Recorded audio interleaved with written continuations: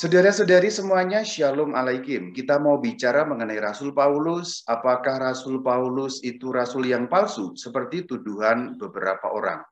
Kita akan menjawab beberapa tuduhan. Tuduhan yang pertama, Paulus tak pernah bertemu dengan Yesus, sehingga tidak mungkin tahu mengenai ajaran Tuhan Yesus. Tuduhan yang kedua, Paulus adalah rasul palsu karena mengangkat dirinya sendiri. Maka karena Paulus rasul palsu, kekristenan itu juga palsu. Tuduhan yang ketiga, kekristenan adalah ajaran Paulus, bukan ajaran Tuhan Yesus.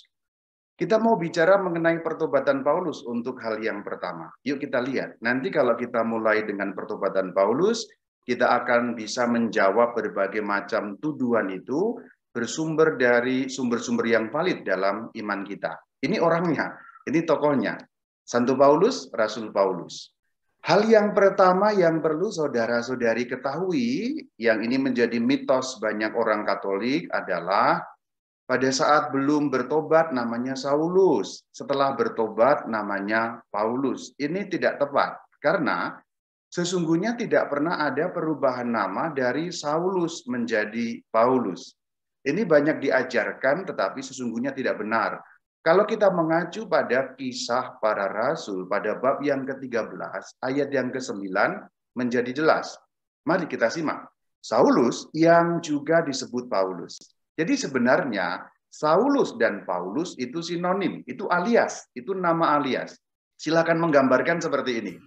Kalau Anda seorang keturunan Tionghoa, seorang Chinese, Anda biasanya punya 3 nama itu, bukan? Punya nama panggilan, kalau di rumah dipanggil itu, kalau di tempat umum Anda dipanggil dengan nama, ya boleh dikatakan nama panggilan yang nasional. Contoh, kalau di rumah Anda dipanggil Ling Ling, kalau di tempat umum kan nama Anda Ana siapa, Anda dipanggil Ibu Ana. Itu kira-kira begitu. Saulus itu nama yang bersifat Ibrani. Jadi Saulus nama dari ucapan bahasa Ibrani, Saul. Ini merupakan nama yang sama dengan raja pertama Israel, Saul. Jadi Ravi Saul. Kemudian Paulus itu nama yang berasal dari bahasa Yunani. Kita tahu Rasul Paulus juga orang berkewarganegaraan Romawi. Dia lahir di Tarsus, sehingga wilayah Tarsus itu menggunakan bahasa Yunani. Dalam ucapan bahasa Yunani, Paulus itu Pavlos atau Paulos. Jadi ini catatan pertama, supaya nanti kalau Anda mengajar atau mengajarkan sesuatu terkait dengan Rasul Paulus, mitos yang lama itu dibongkar. Saulus nama lama diubah menjadi Paulus. Tidak. Dasarnya Kisah Rasul 13 ayat yang ke-9. Itu catatan awal mengenai Rasul Paulus. Bagaimana sih awal munculnya Saulus alias Paulus ini? Awal munculnya kita dapat mendeteksi di dalam Kisah Rasul 7 ayat 58. Itu persoalan perajaman Stefanus. Kita baca, mereka menyeret dia maksudnya Stefanus, keluar kota lalu melemparinya. Dan saksi-saksi meletakkan jubah mereka di depan kaki seorang muda yang bernama Saulus. Selanjutnya, bagaimana proses pertobatannya? Kan sebelumnya itu menghancurkan orang Kristen, atau waktu itu namanya belum Kristen, namanya adalah kelompok Jalan Tuhan. Jadi sebenarnya nama Kristen datang belakangan, awalnya Jalan Tuhan atau murid-murid Tuhan, baru kemudian menjadi nama Kristen ketika di Antioquia. Awal mulanya kita dapat mendeteksi dalam kitab Praksis Apostolon, yaitu pada pasal yang ke-9 ayat pertama dan seterusnya. Kita baca. Sementara itu berkobar-kobar hati Saulus untuk mengancam dan membunuh murid-murid Tuhan. Jadi perhatikan ada kata mengancam dan membunuh murid-murid Tuhan. Bahkan dikatakan ia menghadap Imam Agung. Selanjutnya meminta surat kuasa daripadanya untuk dibawa kepada majelis-majelis Yahudi di Damsyik. Selanjutnya apa yang terjadi? Pada ayat yang ketiga, orang sudah banyak umumnya tahu ya. Dalam perjalanan menuju Damsyik, pada ayat ketiga kita baca, setelah dekat kota itu ada cahaya memancar dari langit, lalu ada suara yang memanggil, Saulus, Saulus. Pada ayat yang keempat dikatakan ada suara. Lalu suara itu mengaku, siapa dia? Akulah Yesus. Pada ayat yang ke-6 dikatakan, bangunlah, pergilah. Nanti akan dikatakan kepadamu apa yang harus kau perbuat. Di saat yang sama, Tuhan juga bersabda kepada seseorang yang bernama Ananias. Ananias ini sudah menjadi pengikut Tuhan Yesus. Nah, kemudian Ananias awalnya takut karena dia tahu Saulus sudah terkenal front pembela Yahudi. Jadi sudah terkenal ganas, suka teriak-teriak, suka menghancurkan, pakai jubah yang panjang-panjang, pakai yang gitu-gitulah. Kita tahu lah ya, kalau zaman sekarang kurang lebih yang kemarin-kemarin itulah ya. Tapi ini konteksnya orang Yahudi ya. Awalnya takut, tapi kemudian Ananias diberi perintah oleh Tuhan. Akhirnya mau melaksanakan, tertulis dalam Praksis Apostolon atau Kisah Para Rasul pada pasal yang ke-9 ayat yang ke-17. Lalu pergilah Ananias ke situ dan masuk ke rumah itu.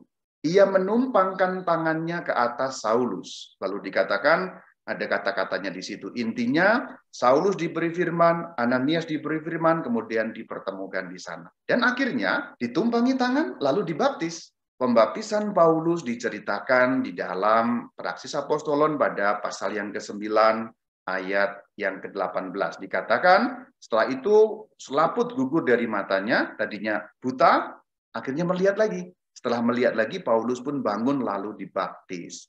Dibaptis oleh siapa? Oleh Ananias. Ini perhatikan ada satu ikon yang menggambarkan bagaimana Ananias membaptis Paulus. Yang ada di baskom itu Paulus ya, ada tulisan di atas Paulus, kemudian yang berdiri itu Ananias, yang di belakangnya tampaknya misdinarnya itu. Di atas ada tulisan Precepto Christi Baptistatur Paulus ab Ananias. Menerima Kristus, Paulus dibaptis oleh Ananias. Itu arti dari tulisan di sana. Jadi setelah gugur selaput dari mata, kemudian dibaptis. Ini cerita sudah kita tahu ya. Pembaptisan Paulus terjadi di kota Damsyik, berarti kota Damsyik itulah titik 0 kilometer dari Paulus yang kemudian menjadi rasul yang besar. Ini cerita awalnya. Saulus alias Paulus bertobat dan dibaptis di kota Damaskus. Damaskus, Damsyik itu sinonim, itu ucapan yang berbeda bahasa, tapi artinya sama, Damaskus, Damsyik. Disitulah Paulus yang awalnya ingin membunuh orang-orang Kristen justru menerima Sang Kristus.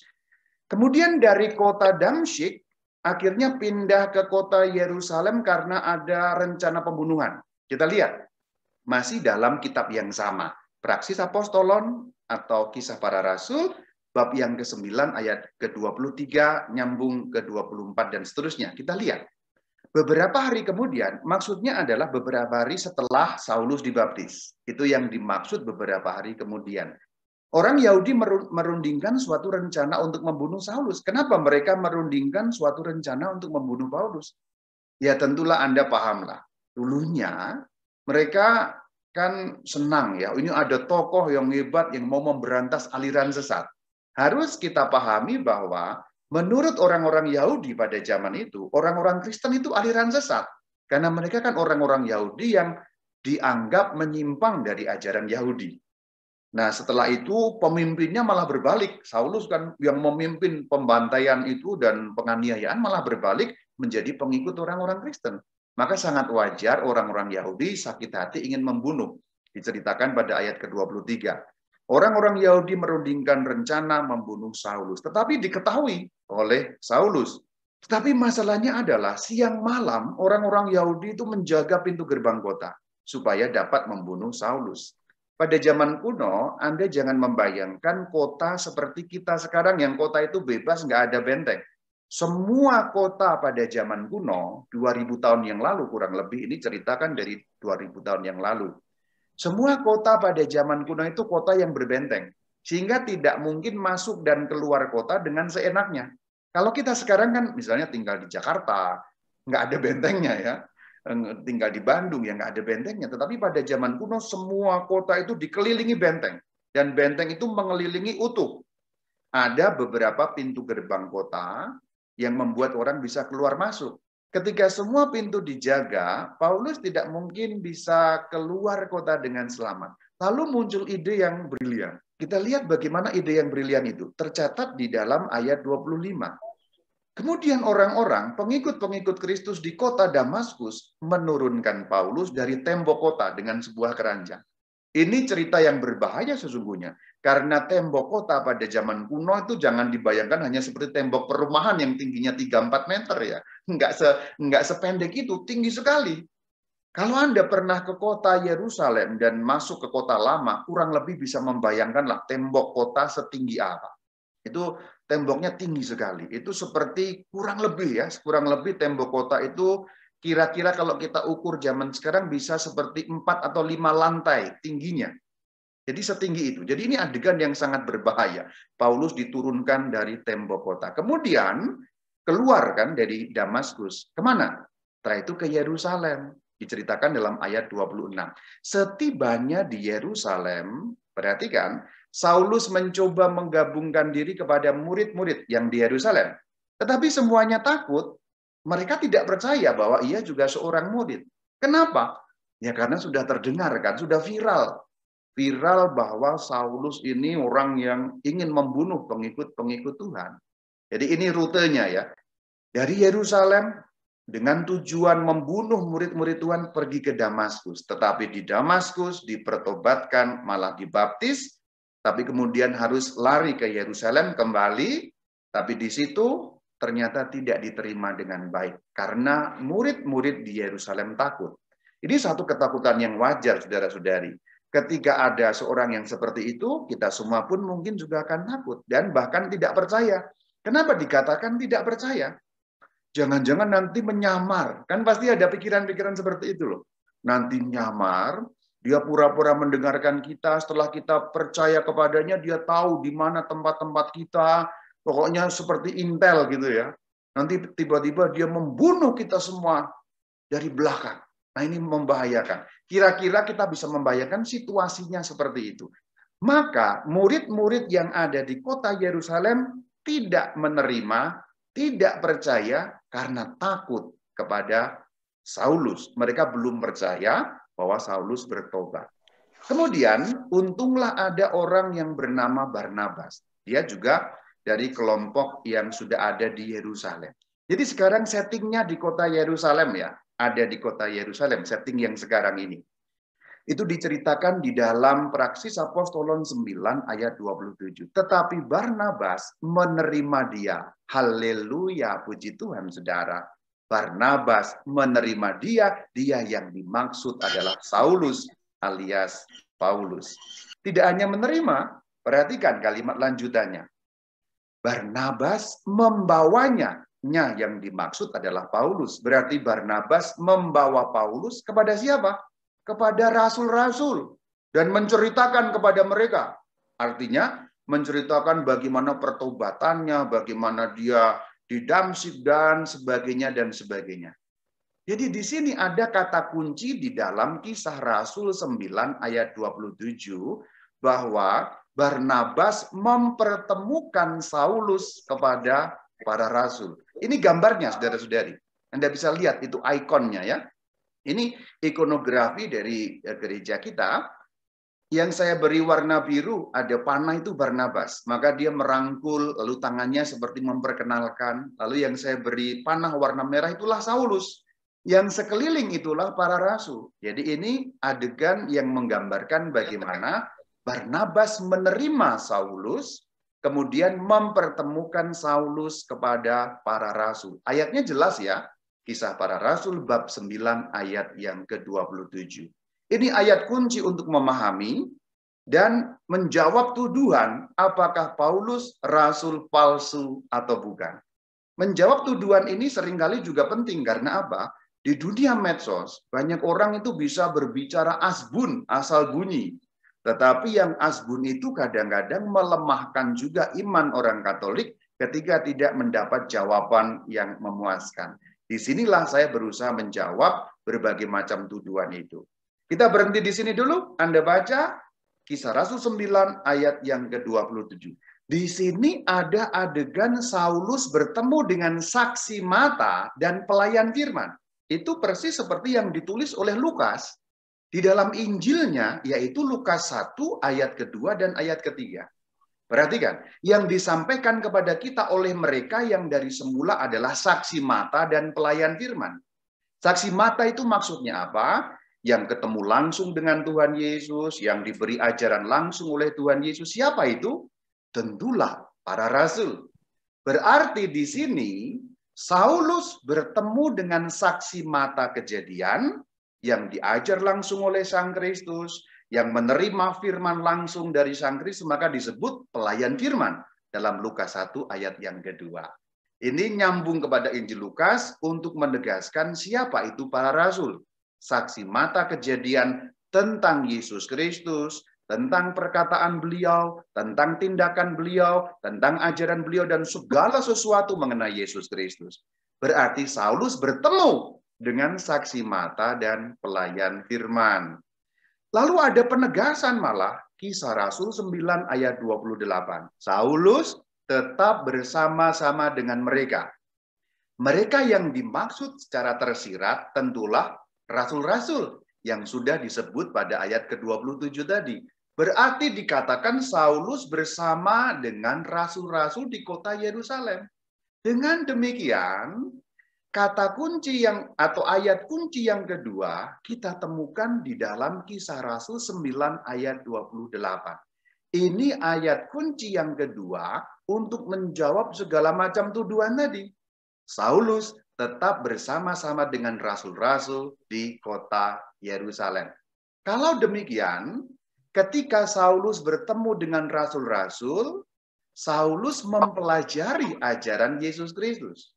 Saulus bertanya kepada para rasul, bisa kepada Petrus, bisa kepada Yohanes, bisa kepada Yakobus, atau kepada yang lain-lain. Intinya adalah Saulus hidup bersama dengan para rasul di Yerusalem sehingga ia dapat mempelajari ajaran Kristus. Jadi Paulus di situ boleh dikatakan les privat kepada para rasul. Dengan demikian tuduhan yang pertama terjawab. Tuduhan yang pertama mengatakan Paulus tidak pernah bertemu dengan Yesus, maka tidak mungkin tahu ajarannya. Siapa bilang? Nomor satu, Paulus bertemu dengan Yesus secara spiritual, secara rohani. Tetapi kemudian secara jasmani atau secara duniawi, secara yang kelihatan, Paulus bertemu dengan rasul-rasulnya Tuhan Yesus. Rasul-rasulnya Tuhan Yesus adalah orang-orang yang saksi mata, pelayan firman, yang tahu persis ajaran Tuhan Yesus. Sehingga rasul-rasul di Yerusalem itu mengajarkan ajaran Tuhan Yesus kepada Saulus. Kisah Rasul 9 ayat 27 dan Kisah Rasul 9 ayat ke-28. Dari situ kita tahu Saulus mengenal, mempelajari, memperdalam ajaran Yesus Kristus dari siapa? Dari para rasul ketika ia berada di Yerusalem. Sehingga tuduhan pertama langsung batal dengan sendirinya. Memang tidak bertemu langsung dengan Tuhan Yesus, tetapi bertemu secara rohani dan kemudian belajar kepada para rasul. Maka kalau ada yang bertanya, Paulus tuh tahu ajaran Tuhan Yesus dari mana? Mungkin orang yang bertanya itu belum pernah baca Kisah Para Rasul. Pada bab yang ke-9, ayat yang ke-27, sampai ayat yang ke-28. Ketika membaca Kisah Para Rasul, tentu orang tidak lagi akan bertanya, dari mana Paulus tahu mengenai ajaran Tuhan Yesus? Kan nggak pernah ketemu. Ketemu bro, ketemu sis. Anda kurang teliti bacanya gitu. Maka pas baca jangan ngantuk sehingga Anda bisa tahu. Ini ayatnya sudah jelas. Selesai. Tuduhan pertama beres. Selanjutnya kita akan membahas tuduhan yang kedua dan ketiga. Mari kita lanjutkan. Paulus di kota Yerusalem, tapi kemudian ada persoalan juga. Paulus ini dibayang-bayangi selalu oleh rencana pembunuhan ya. Dalam Kisah Rasul 9 ayat 29 dan seterusnya. Nah, saudara-saudari, setelah Paulus tadi belajar kepada para rasul di Yerusalem, dia di sini bahkan berani berhadapan dengan orang-orang Yahudi berbahasa Yunani. Orang-orang Yahudi berbahasa Yunani itu siapa? Mereka adalah orang-orang Yahudi yang tinggal di luar Yerusalem. Orang-orang Yahudi yang tinggal di luar Yudea atau orang-orang Yahudi yang tinggal di luar wilayah Israel. Itulah yang dimaksud orang-orang Yahudi berbahasa Yunani dari tempat-tempat yang lain. Dikatakan bersoal jawab, berargumen, berdebat. Mungkin orang-orang Yahudi itu tidak sanggup mengalahkan bagaimana argumen Paulus. Karena Paulus memang orang pandai. Kalau kita bayangkan zaman sekarang, Paulus ini sudah sampai taraf gelar doktor dia. Dia berada di bawah pimpinan atau belajar di bawah Profesor Gamaliel. Kalau pakai bahasa zaman sekarang ya, Profesor Gamaliel itu Rabi Gamaliel Dan Paulus itu sudah sangat tinggi ilmunya. Mungkin di sini karena orang-orang Yahudi nggak sanggup mengalahkan argumen Paulus, kita bisa bayangkan ceritanya. Meskipun tidak dikatakan, kemudian orang-orang itu berusaha membunuh Paulus. Kita tahulah, kita bunuh aja nih manusia ini bikin kacau, agama kita hancurkan, kita bunuh. Tapi kemudian, puji Tuhan, haleluya saudara, rencana itu diketahui. Ini seperti kopian di Damsyik tadi ya, di Damsyik mau dibunuh diketahui. Kemudian setelah diketahui, Paulus menyingkir atau dibawa menyingkir ke kota Caesarea atau kota Kaisarea, dan kemudian dari Kaisarea itu dia pergi ke kota Tarsus. Kita lihat bagaimana runtutannya. Ini Anda lihat peta sekarang. Tadi kan awalnya dari Damaskus ya, Damsyik, kemudian turun, yang lingkaran warna merah itu Yerusalem. Nah, karena ancaman tadi, dia kemudian pergi ke kota Caesarea itu di tepi pantai. Kemudian dia pergi ke sana, akhirnya pindah ke Tarsus. Itu naik ke atas. Ya, silakan lihat ke utara. Atas berarti ke utara, jauh sekali karena itu sudah di luar wilayah Yahudi, bahkan lebih jauh dari kota Antioquia. Jadi posisi sekarang ada di Tarsus, Paulusnya. Rasul-rasul tadi masih di mana? Yerusalem ya. Ini berarti kita juga sambil belajar bagaimana sejarah awal kekristenan kita ya. Berarti pada saat Paulus itu sampai di Tarsus, para rasul masih berada di Yerusalem. Demikian juga Barnabas. Barnabas itu ada di kota Yerusalem. Maka dikatakan di dalam Kisah Rasul 11 ayat 25, Barnabas pergi ke Tarsus mencari Saulus. Setelah itu, setelah ketemu di kota Tarsus, Barnabas membawa Saulus atau Paulus ke kota Antioquia. Sekarang berarti posisinya ada di kota Antioquia, pindah lagi. Jadi ini asik rutenya ya, Damaskus, Yerusalem, Yerusalem, Kaisarea, Kaisarea, Tarsus, Tarsus, akhirnya sekarang ke kota Antioquia. Apa yang terjadi di kota Antioquia? Ada suatu ya bencana boleh dikatakan, sehingga bencana itu membuat kelaparan atau boleh dikatakan kekurangan ya. Sehingga orang-orang Antioquia ini mengumpulkan bantuan. Jadi pada suatu hari, murid-murid di Antioquia, yang dimaksud murid-murid berarti siapa? Pengikut-pengikut Yesus. Pengikut jalan Tuhan atau pengikut agama Kristen. Waktu itu di Antioquia sudah muncul istilah Kristen pada Kisah Rasul 11 ayat 26. Karena ada kekurangan di Yudea, Yudea berarti Yerusalem dan sekitarnya itu ya. Yerusalem dan sekitarnya itu berarti Yudea. Saya kembali ke peta tadi, silakan dilihat. Antioquia itu di atas, yang ada lingkaran warna coklat itu, Yerusalem di bawah. Itu ya, itu kira-kira seperti itu. Nah, pada suatu kali Yerusalem mengalami kekurangan, sehingga dikumpulkanlah bantuan di Antioquia untuk diantarkan ke Yerusalem. Yang diminta mengantar siapa? Kita baca dari Kisah Rasul 11 ayat 30. Barnabas dan Saulus. Sekali lagi berarti Saulus kembali ke kota Yerusalem. Perhatikan ya. Tadi dari Yerusalem ke Kaisarea, mengungsi ke Tarsus, ke Antioquia. Setelah di Antioquia, ternyata Saulus alias Paulus kembali ke Yerusalem untuk mengantarkan bantuan dari Antioquia ke orang-orang pengikut Kristus di Yudea atau di Yerusalem. Yuk kita lihat. Bagaimana di Yerusalem? Tentulah bertemu lagi dengan para rasul, bukan? Perhatikan bagaimana sekarang kembali ke Yerusalem kan? Tadi posisinya rasul-rasul ada di Yerusalem. Saulus pergi, dicari oleh Barnabas, ketemu lagi di Antioquia, akhirnya kan kembali ke Yerusalem. Perhatikan rutenya. Garis-garis gambar ini menggambarkan bagaimana kota-kota yang disinggahi oleh Paulus di awal pertobatannya. Sehingga di sini kita tahu persis bagaimana Paulus itu belajarnya kepada para rasul. Ini ketemu lagi di Yerusalem. Artinya, lagi-lagi Saulus bertemu dengan para rasul di Yerusalem. Itu berarti apa? Kalau ketemu berarti mengenal, mempelajari, memperdalam ajaran Yesus dari para rasul. Saulus ketika bertemu ya pasti bertanya kepada para saksi kebangkitan, para saksi mata, kepada para pelayan firman. Di sini kan pelajaran lagi Saulus. Orang-orang yang menuduh itu tidak sadar bahwa Saulus berkali-kali kembali ke Yerusalem dan bertemu dengan para rasul. Yang bertemu dengan para rasul pun 3 kali. Nanti cerita ini masih akan lanjut dan bertemu lagi. Di sini makin kuat lagi. kesaksian Alkitab bagaimana Paulus itu bukan orang rasul palsu atau bukan orang yang ngaku-ngaku atau mendirikan agama sendiri dan seterusnya dan seterusnya dan seterusnya, tetapi orang yang belajar kepada para rasul. Yang dimaksud tentulah 12 rasul yang sebelumnya sudah menjadi rasul sebelum Rasul Paulus. Tentulah yang dimaksud adalah 12 rasul itu. Kita lihat sekarang ya. Posisi berarti sekarang di Yerusalem ya.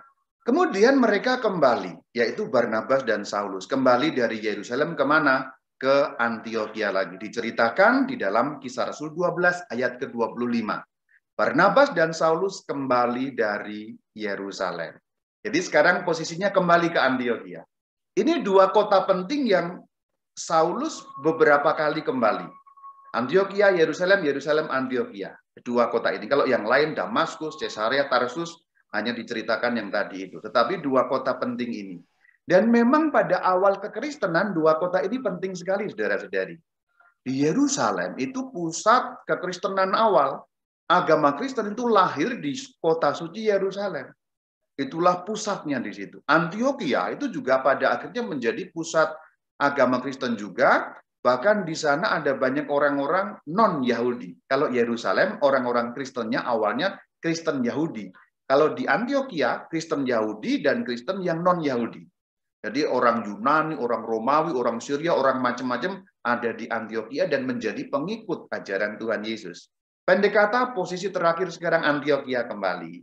Lalu ada suatu firman Tuhan, firman Roh Kudus yang mau mengkhususkan Barnabas dan Saulus untuk suatu tugas khusus. Nanti kita akan tahu tugas khusus itu apa. Tapi sebelumnya kita baca Kisah Rasul 13 ayat yang kedua. Perhatikan yang dicetak warna kuning dari nas yang disebut dalam Kisah Rasul 13 ayat 2 ini. Khususkanlah Barnabas dan Saulus. Bagiku berarti bagi Tuhan, bagi Roh Kudus, bagi Allah sendiri, untuk tugas yang telah kutentukan bagi mereka, bagi Barnabas dan Paulus. Tugasnya apa? Kepada bangsa-bangsa lain. Nanti buktinya akan saya sampaikan di bagian belakang. Tapi ini firmannya dulu saya sampaikan. Ini terjadi di kota Antiokhia. Nah, di kota Antiokhia saya ceritakan untuk nyambung kepada bagian selanjutnya yaitu rapat para rasul atau konsili Yerusalem atau sinode Yerusalem. Istilahnya bisa macam-macam. Saya lebih suka rapat karena mereka mengadakan rapat. Konsili juga boleh. Saya memberi latar belakang dulu ya. Kembali ke peta yang tadi itu, Yerusalem dan Antiokhia. Pada masa itu ini menjadi kota yang penting. Roma nanti baru belakangan setelah Rasul Petrus pindah ke kota Roma. Itu tidak kita bahas. Kalau Anda pengen tahu mengenai Rasul Petrus, Anda boleh pergi ke YouTube Katekesis sedikit. Saya membahas dalam 8 seri mengenai Rasul Petrus. Bagaimana dari Yerusalem ke Antiokhia sampai ke kota Roma. Promosi sedikit nggak apa-apa ya, supaya Anda tahu tentang Roma. Ini sekarang saya bahas dulu Yerusalem dan Antiokhia. Pada masa awal, kedudukannya seperti ini. Awalnya munculkan kekristenan di Yerusalem. Dan 3.000 orang dibaptis. 3.000 orang itu semuanya orang Yahudi. Baik Yahudi tulen, Yahudi asli, maupun orang bangsa lain yang menjadi Yahudi. Tapi singkatnya orang Yahudi berarti semua bersunat. Secara bahasa gampangnya, orang-orang Kristen awal yang di Yerusalem semuanya bersunat. Jadi golongan orang bersunat yang menjadi Kristen. Tetapi di Antiokhia itu campuran. Ada orang-orang Yahudi yang menjadi Kristen, berarti bersunat. Yahudi kan pasti bersunat ya. Kemudian ada juga orang-orang bangsa lain. Nah, bangsa lain ini tidak bersunat. Jadi, secara gampangnya, Yerusalem itu kotanya orang Kristen bersunat. Antiokhia kotanya orang Kristen campuran. Yang bersunat campur dengan tidak bersunat. Itu menimbulkan masalah pada awalnya. Kenapa? Karena pada awalnya orang-orang pengikut Kristus kan semuanya Yahudi. 12 murid itu Yahudi, 70 murid itu Yahudi, 500 murid itu Yahudi, 3.000 orang yang dibaptis pertama juga Yahudi. Artinya, dalam bahasa saya, auto sunat. Jadi mereka sudah dalam keadaan tersunat ketika menjadi pengikut Kristus. Ketika ada orang tidak bersunat menimbulkan tanda tanya. Tanda tanyanya apa? ini harus sunat apa enggak ya? Untuk menjadi pengikut Kristus harus bersunat apa tidak? Itulah persoalan awalnya. Lalu ada memang perbedaan pendapat. Ada yang berpendapat untuk mengikuti Kristus wajib sunat. Bahkan ada yang meluaskan lagi, harus juga ikut hukum Musa. Ada juga pendapat yang mengatakan tidak harus. Lalu ada perpecahan pendapat. Wajib sunat, tidak wajib. Wajib sunat, tidak wajib. Wajib sunat, tidak wajib. Nah, persoalan itu kemudian diselesaikan dalam rapat para rasul. Rapat para rasul diceritakan dalam Praksis Apostolon pada bab yang ke-15. Inilah awalnya, saya bacakan. Beberapa orang datang dari Yudea, yaitu wilayah di sekitar Yerusalem. Kemana? Ke Antioquia. Lalu mengajarkan bagaimana? Jika kamu tidak disunat, dan seterusnya kamu tidak dapat selamat. Bahasa Jepangnya jelas dan gampangnya. Kalau kamu jadi Kristen, harus sunat. Kemudian ayat yang kedua, Paulus dan Barnabas membantah pendapat itu. Berarti ada dua pendapat, bukan? Lalu akhirnya Paulus dan Barnabas diceritakan supaya Paulus dan Barnabas dikatakan apa? Pergi kepada rasul-rasul. Lihat, ini ayat yang lain lagi yang dapat makin menguatkan jawaban kita atas tuduhan tadi. Perhatikan, ketika ada perdebatan seperti itu, Paulus tidak memutuskan sendiri. Lihat, Paulus dan Barnabas serta beberapa orang lain dari jemaat itu, jemaat yang mana yang dimaksud Antioquia. Pergi kemana? Pergi kepada rasul-rasul dan penatua-penatua, presbiter maksudnya, romo-romo kalau dalam bahasa kita sekarang, di Yerusalem. Tapi intinya adalah rasul. Artinya, Paulus bukan mengikuti kemauannya sendiri, Paulus bukan mengikuti ajarannya sendiri, Paulus mengakui wewenang dan otoritas rasul-rasul di Yerusalem. Terbukti, Paulus kemudian pergi ke Yerusalem menemui para rasul untuk apa? Membicarakan soal itu.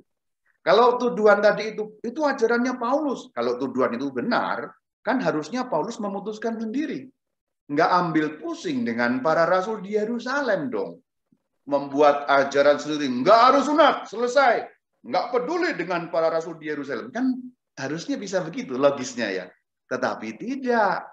Paulus pergi ke Yerusalem. Karena apa? Mengakui otoritas para rasul. Sekaligus juga menyatakan persekutuan. Maksudnya berarti jemaat Antioquia bukan jemaat yang berbeda dengan Yerusalem. Bahasa simpelnya, orang Kristen Antioquia, orang Kristen yang sama juga dengan Yerusalem di bawah pimpinan para rasul. Semuanya sama, maka harus membicarakan rapat. Lalu kejadian dalam rapat itu betul terjadi. Akhirnya ditetapkan. Kemudian pergi menuju Yerusalem. Berarti Paulus untuk ketiga kalinya bertemu lagi kan? Dengan para rasul. Nah inilah yang penuduh-penuduh asal bunyi itu nggak tahu. Dikiranya para penuduh itu mengira begitu Paulus dibaptis langsung dia mengajar semau-maunya menurut ajarannya sendiri. Oh tidak, saudara.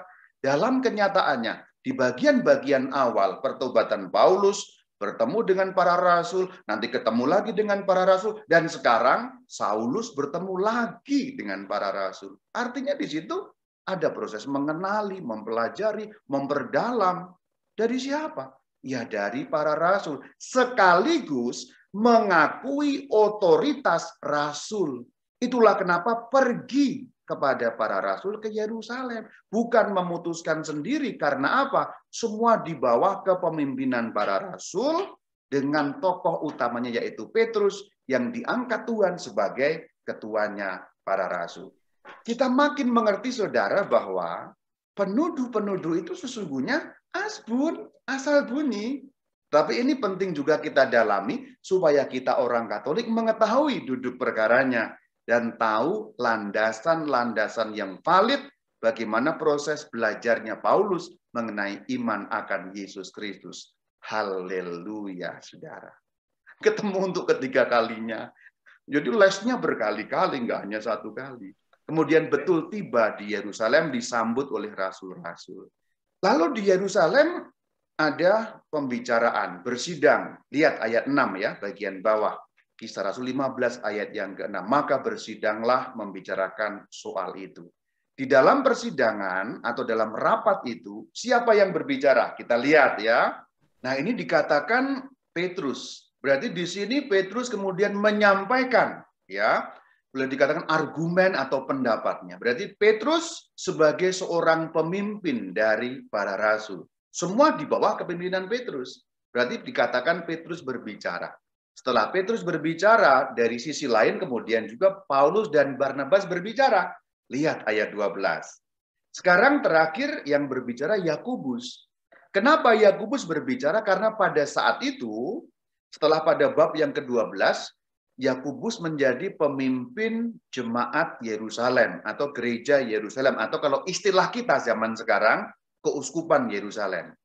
Dulu istilah keuskupan belum ada, tetapi kalau di dalam pemikiran kita 2021 ini, waktu itu ada keuskupan Yerusalem, ada keuskupan Antioquia, kemudian ketemu.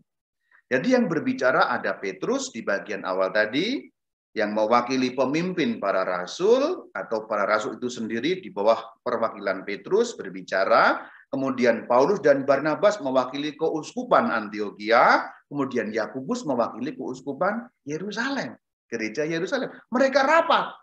Akhirnya diputuskan tidak usah sunat, tidak usah juga mengikuti hukum Musa. Jadi keputusan itu bukan diambil oleh Paulus. Penuduh-penuduh asal bunyi itu sering mengatakan, harusnya kan sunat. Yang membuat tidak sunat Paulus.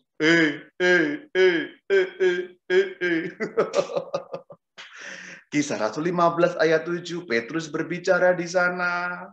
Kemudian Kisah Rasul 15 ayat 13, Yakobus bicara di sana. Jadi bukan Paulus memutuskan. Lalu bahkan dikatakan di dalam Kisah Rasul 23, nyambung sampai ayat 28, dikatakan, saya langsung pada ayat 28. Keputusan Roh Kudus dan keputusan kami. Siapa yang dimaksud kami? Para rasul yang sedang bersidang, termasuk di dalamnya Paulus dan Barnabas. Tetapi bukan keputusan Paulus sendiri. Berarti ini satu kesatuan. Jadi keputusan itu diambil untuk tidak usah sunat.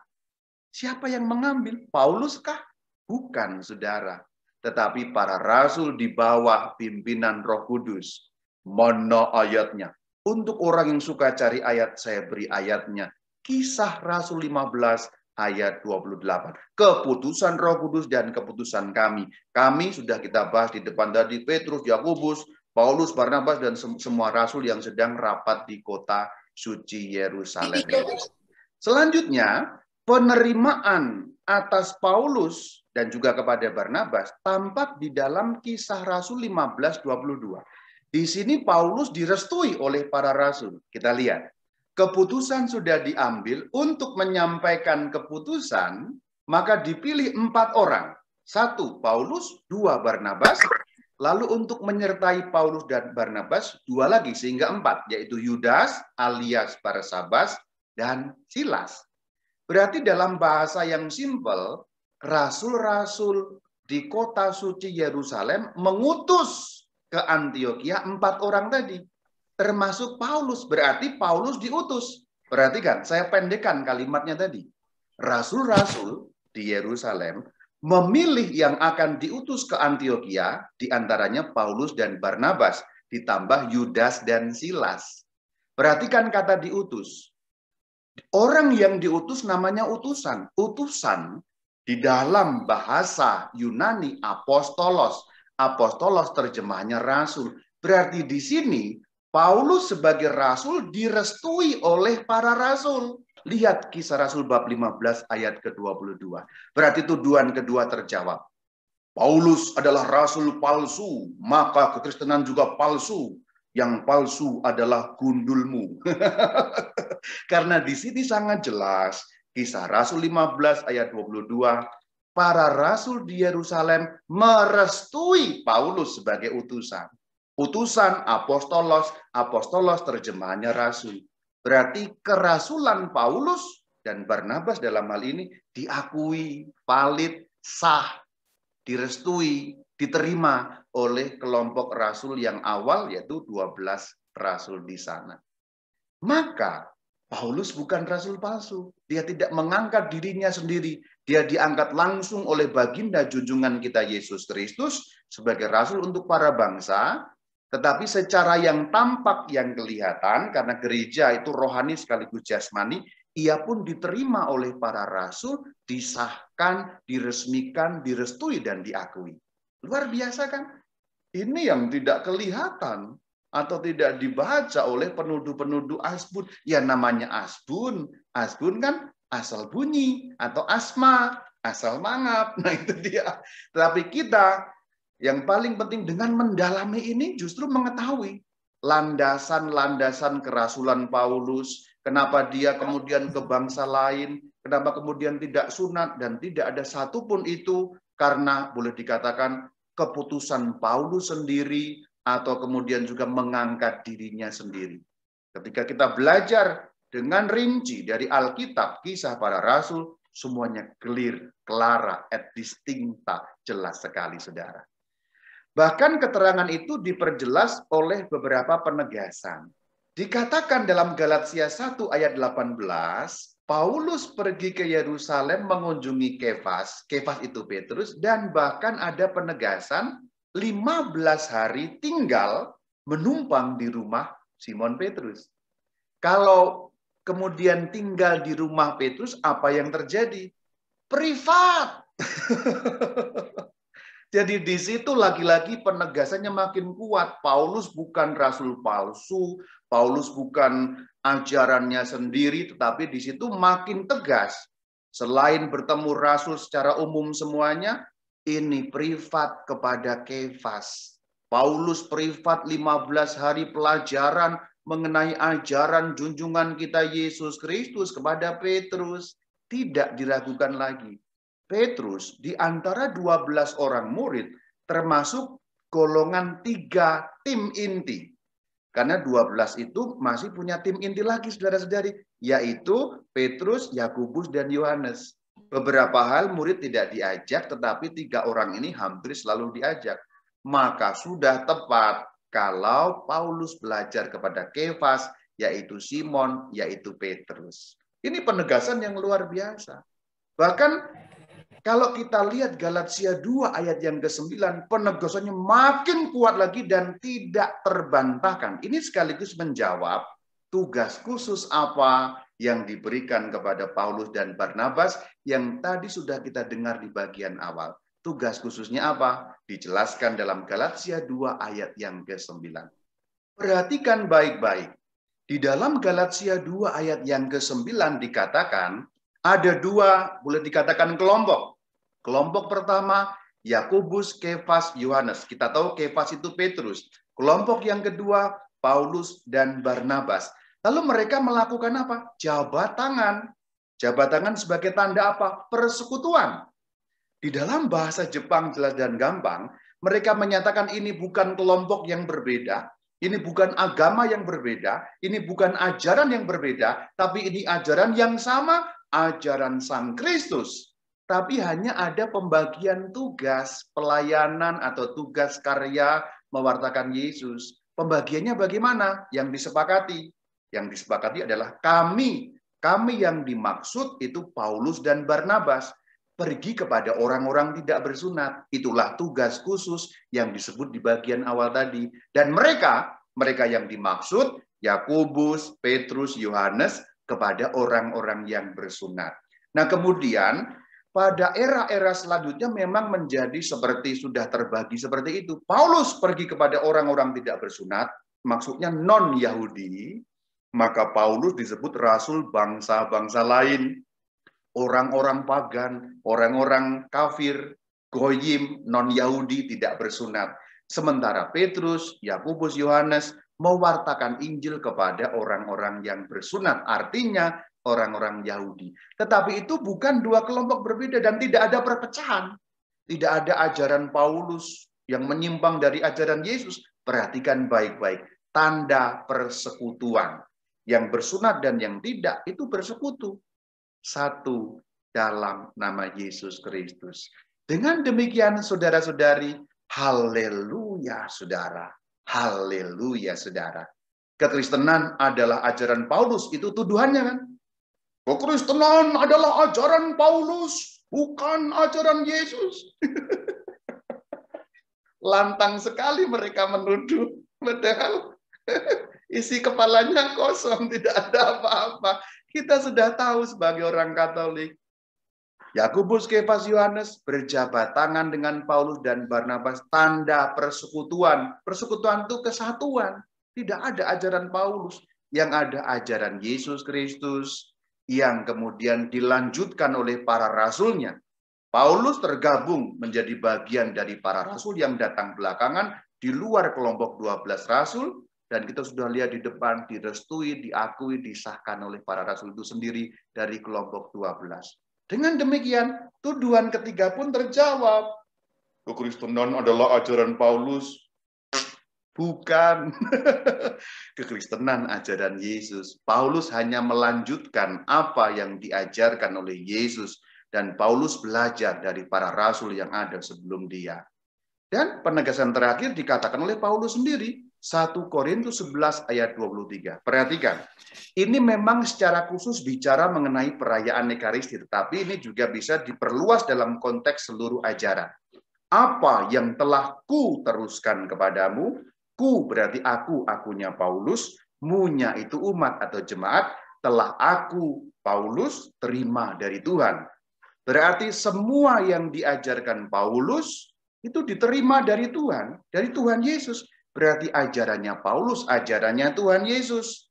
Memang secara duniawi, secara jasmani, Paulus belajar kepada para rasul. Dan kita sudah lihat bukti-buktinya tadi dalam kisah para rasul. Saya sengaja memilih kisah para rasul. Kenapa? Karena di dalam kisah para rasul kita bisa melihat sesuatu yang objektif, katakanlah begitu. Simpelnya begini, kalau saya mengutip surat-surat Paulus sebagai bukti, nanti orang masih ngeyel. Lah itu kan Paulus sendiri. Paulus membela dirinya. Kamu ngutipnya surat Paulus sih. Saya sengaja mengutip kisah para rasul. Kisah para rasul bukan tulisan Paulus. Kisah para rasul tulisannya Lukas. Berarti yang diceritakan itu bukan versinya Paulus sendiri, tapi versinya Lukas. Artinya kalau saya mengutip kisah para rasul, apa yang dikutip objektif. Sehingga orang tidak lagi bisa menuduh itu Paulus versinya sendiri. Tidak, ini versi kisah para rasul. Sudah jelas. Bolak-balik Yerusalem ketemu dan seterusnya. Sampai di sini terakhir sudah selesai, tetapi ada bonus mengenai 5 kota yang tadi itu.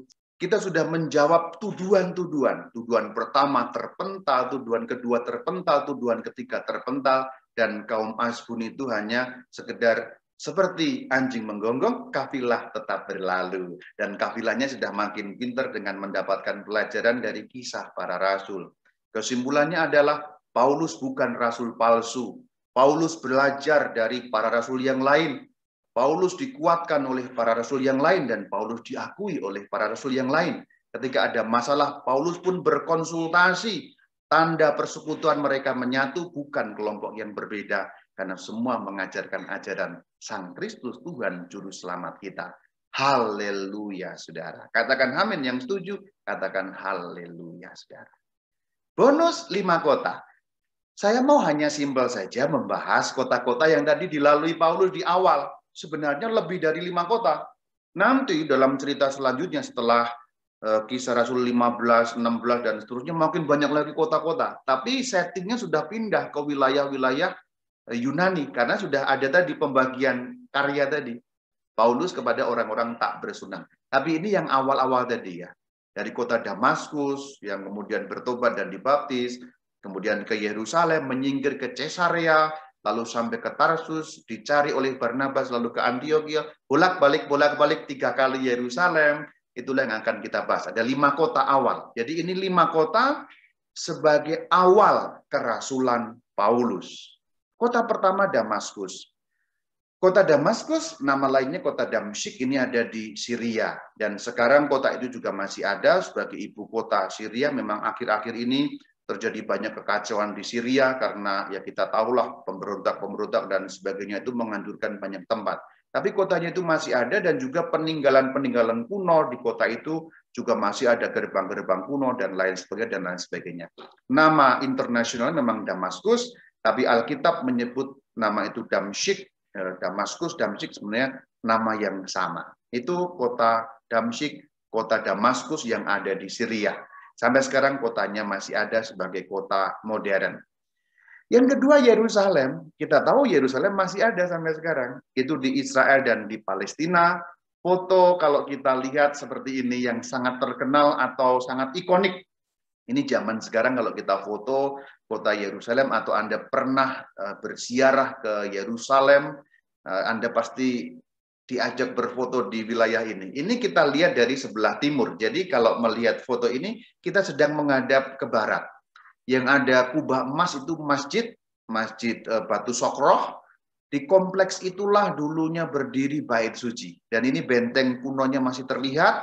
Ini ada benteng, jadi ini kota lama di sekitar itu. Di belakang sedikit, ya, berarti di sebelah barat. Mungkin tidak terlalu kelihatan di foto, tapi ada sedikit. Kalau ada kursor Anda bisa lihat itu di situ. Dengan ada kubah juga, itu namanya adalah Gereja Makam Kudus di sana. Di belakang kompleks Bait Suci. Lalu ada tembok barat di sebelah sini di dekat Masjid Al-Aqsa. Inilah Yerusalem di Israel dan Palestina. Masih rebutan sampai sekarang, terutama Yerusalem Timur yang hari ini tetap masih diperebutkan dan belum selesai. Maka saya menyebutnya Israel Palestina, dua negara yang rebutan satu wilayah soal-soal politis sampai hari ini. Ini ada gerbang di sebelah timur namanya Gerbang Emas. Jadi Yesus Kristus Tuhan dulu masuk dari sebelah timur pada saat perayaan Minggu Palem. Ya, Yesus itu dulu naik ke kota Yerusalem dari arah timur karena beliau datang dari Bukit Zaitun. Oh ya, foto ini diambil dari Bukit Zaitun. Nanti saya perlihatkan sisi yang lain. Untuk Anda yang pernah ke Yerusalem pasti sedikit terbayanglah bagaimana kisahnya.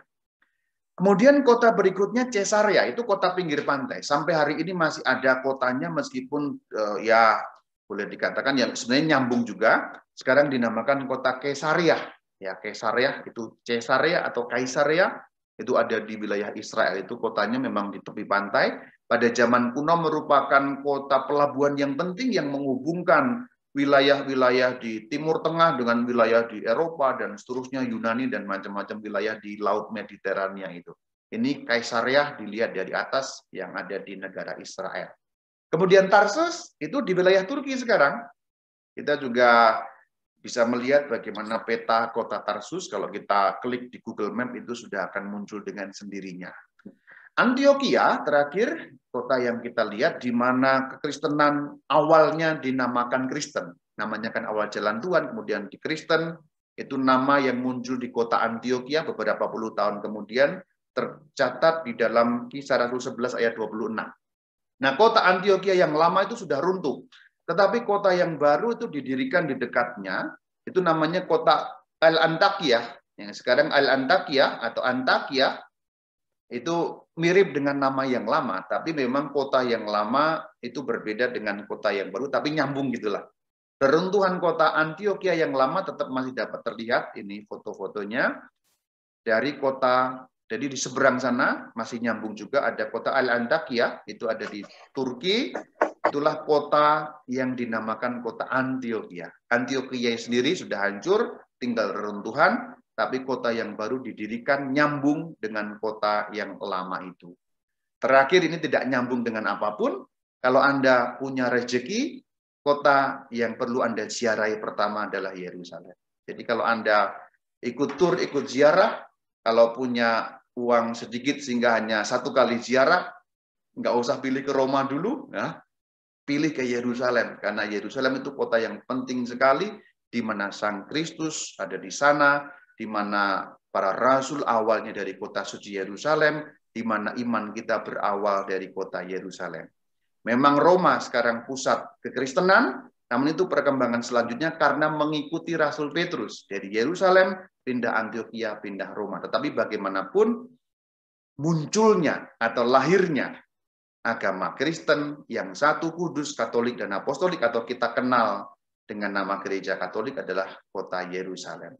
Ini diambil dari arah barat ya, itu gereja yang namanya gereja segala bangsa. Itu milik gereja Katolik, kita punya. Lalu yang di atas itu milik gereja Ortodoks, itu gereja Maria Magdalena.